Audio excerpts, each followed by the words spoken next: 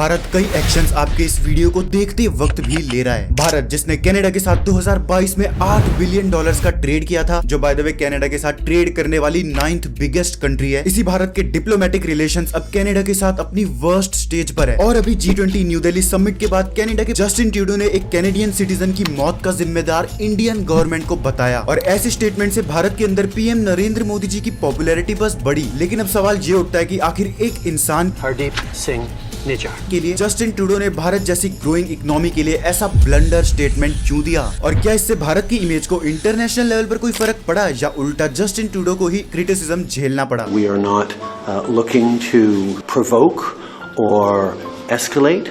We are simply laying out the facts as we understand them. और सबसे important, इससे India और Canada के ट्रेडिंग रिलेशंस पर क्या असर पड़ेगा, मुझे बस आप 2 मिनट दो, सब पता चल जाएगा। हेलो जी ग्यासू पीपल्स, मेरा नाम है कृष्णा और मिनिस्ट्री ऑफ होम अफेयर्स के द्वारा इशू किए गए इस डॉक्यूमेंट को देखो, जो उस टेररिस्ट के बारे में है जिसे कनाडा एक्टिविस्ट और सिटीजन बुलाता था। हरदीप सिंह निज्जर जलंधर के गांव हरसिंहपुर का निवासी है, जो चीफ था खालिस्तानी टाइगर फोर्स का। गवर्नमेंट के अकॉर्डिंग ये टेररिस्ट एक्टिविटीज में इन्वॉल्व था और इसे 18 जून को कनाडा के सूरज शहर में गुरुद्वारे के बाहर मारा गया। और इस इंसिडेंट के बारे में G20 के दौरान दोनों लीडर्स के बीच में बात भी हुई थी, जिसके बाद सिचुएशन तब वर्स हुई जब कनाडा से एक इंडियन डिप्लोमेट को एक्सपेल कर दिया गया। We've expelled a top Indian diplomat from Canada. और तो और ये भी रिवील कर दिया कि वो इंडियन इंटेलिजेंस रॉ के हेड है। It is the head of RAW in Canada. और उनका नाम बताना कन्वेंशन के खिलाफ था। कनाडा में जो खुलेआम भारत के खिलाफ टेररिस्ट एक्टिविटीज हो रही हैं, उस पर एक्शन लेने के लिए इंडियन गवर्नमेंट ने कनाडा से कई बार रिक्वेस्ट भी की थी, लेकिन स्टिल कोई भी एक्शन नहीं लिया गया। ऐसा क्यों किया ये आगे जानेंगे। लेकिन इस वजह से जस्टिन ट्रूडो को 2018 की इंडिया विजिट में और इवन G20 में भी एक कॉर्नर कर दिया गया। For example PM Modi ji ने सभी को बहुत अच्छे से वेलकम किया, बस जस्टिन को छोड़कर।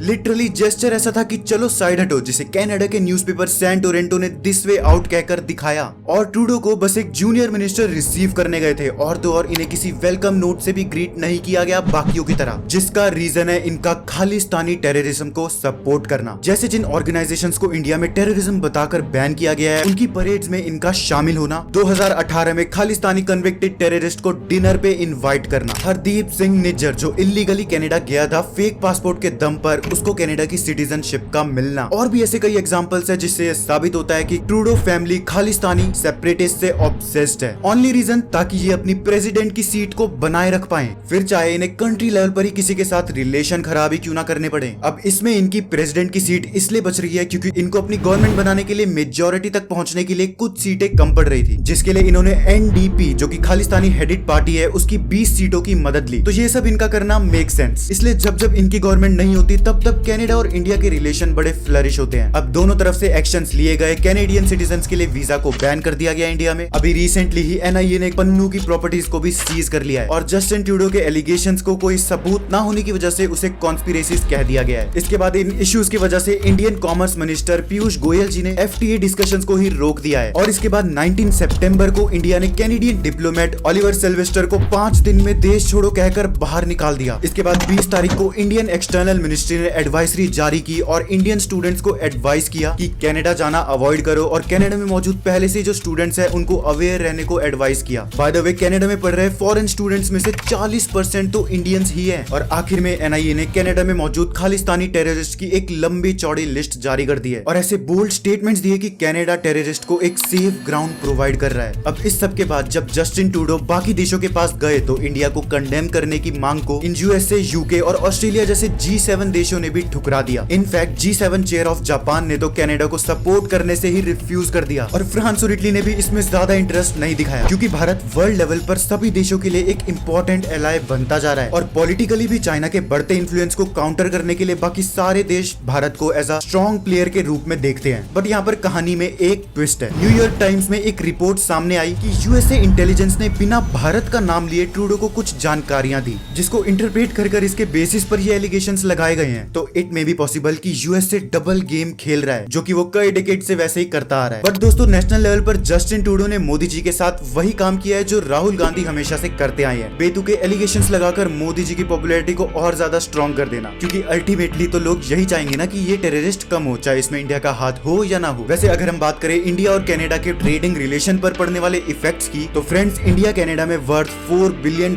का एक्सपोर्ट करता है, और सिमिलरली कनाडा भी इंडिया में $4 बिलियन का ही एक्सपोर्ट करता है, यानी हमारा एक्सपोर्ट इंपोर्ट कनाडा के साथ बैलेंस है और यही 6.5 बिलियन डॉलर्स तक कनाडा के साथ बढ़ सकता था अगर इनिशियल पैक्ट पर साइन कर दिया जाता, जो कि अभी फिलहाल नहीं हुआ। अभी इंडिया 9th लार्जेस्ट पार्टनर है कनाडा का और कनाडा इंडिया का 17th लार्जेस्ट पार्टनर है। तो देखा जाए तो अच्छे रिलेशंस का बेनिफिट दोनों को ही है, बल्कि कनाडा को ज्यादा है। इसी के साथ दोनों देशों की कंपनीज भी एक दूसरे देश में सेटल्ड है और कई बिलियंस ऑफ डॉलर्स की इन्वेस्टमेंट भी एक दूसरे देश में करी जाती है। अगर हम एक्सपर्ट्स की माने तो लॉन्ग टर्म के लिए इस ट्रेड में अभी कोई फर्क नहीं पड़ेगा, बट हाँ डेफिनेटली जो रिलेशन इंप्रूव होने से प्रॉफिट होता अब वो नहीं होगा। Make sure that geopolitically and economically we are all on the same page. And therefore the pause on the Canada discussions. आपकी क्या थॉट्स है इस पर कमेंट में जरूर बताओ और ऐसी अपडेटेड रहने के लिए साइंटिफिक मंत्रा को सब्सक्राइब कर लो। मैं मिलूंगा आपको जल्दी ही नेक्स्ट वीडियो में किसी अमेजिंग साइंस टॉपिक के साथ। तब तक के लिए stay safe and keep learning. जय हिंद।